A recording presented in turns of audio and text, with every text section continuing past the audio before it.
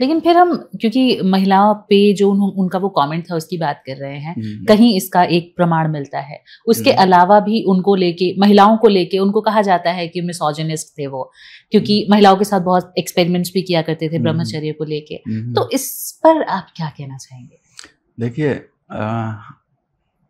1939 के बाद मुझे ऐसा लगता है कि गांधी की जो वैचारिक अस्थिरता है वो बहुत बढ़ गई थी। तो उस वैचारिक अस्थिरता के पीछे वो शायद जो उनकी अपनी वासना है, जो उनकी अपनी इच्छाएं हैं, जो उनकी अपनी ऐशाएं हैं, उसको उन्होंने देखा। और चूंकि दक्षिण अफ्रीका में जब थे तो उन्होंने ब्रह्मचर्य के साथ प्रयोग किया, तो उनको लगा कि अगर इस तरीके से हम कोई और प्रयोग करते हैं और हो सकता है उससे हमारी वासना खत्म हो जाए। लेकिन आपको मैं बताऊं, एक महाराजा हुआ करते थे ययाति। तो ययाति का पूरा जीवन संघर्ष में बीता, युद्धों में बीता। तो जब राज्य की स्थापना हो गई, हर जगह अमन चैन हो गया, तो वृद्धावस्था आ गई। तो उन्होंने अपने पुत्रों को बुलाया और उन्होंने कहा कि हमने भोग तो किया नहीं, मेरा जीवन तो ऐसे चला गया, मुझे भोग करना है। तो अपने अपने जो आप युवावस्था अपनी आप हमको दे दो। उन्होंने अपने बच्चों की युवावस्था को लेकर के भोग करना शुरू किया, लेकिन उस भोग की कोई तृप्ति नहीं हुई। तो गांधी जी, हमको लगता है, उसी ययाति इंस्टिंक्ट से पीड़ित हो गए अपने अंतिम दिनों में। और ये जो वासना है, वासना का नियमन आपको महात्मा बना देता है।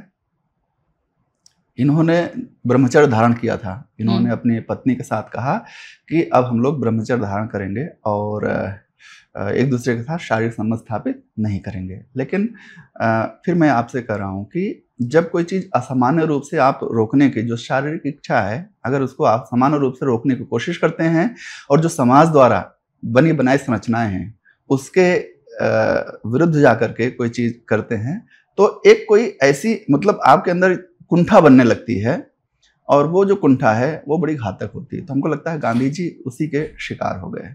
क्योंकि जब आपको महात्मा कहा जाता है, उसके बाद ऐसी चीजें निकल के आती हैं कि वो एक्सपेरिमेंट्स उन्होंने बेटी सरीखी औरत के साथ में भी किया, तो ये क्या जस्टिफिकेबल है एक डिग्निटी के साथ? उनके शारीरिक संबंध तो किसी के साथ रहे नहीं, इस बात का तो कोई जो है मतलब ही नहीं है। उनका एक था कि हम प्रयोग कर रहे हैं। जब वो दक्षिण अफ्रीका में थे, शायद नटाल में थे, तो उन्होंने लड़के लड़कियों को साथ में स्नान करने के लिए बोला कि इससे लड़कियों के बाल काट देंगे, इससे तुम लोगों के अंदर की जो यौन इच्छा है वो थोड़ी सी डाइल्यूट हो जाएगी। लेकिन बेसिक जो इंस्टिंक्ट होती हैं, भूख, प्यास और सेक्स, तो उसकी तो पूर्ति चाहिए ही चाहिए जी।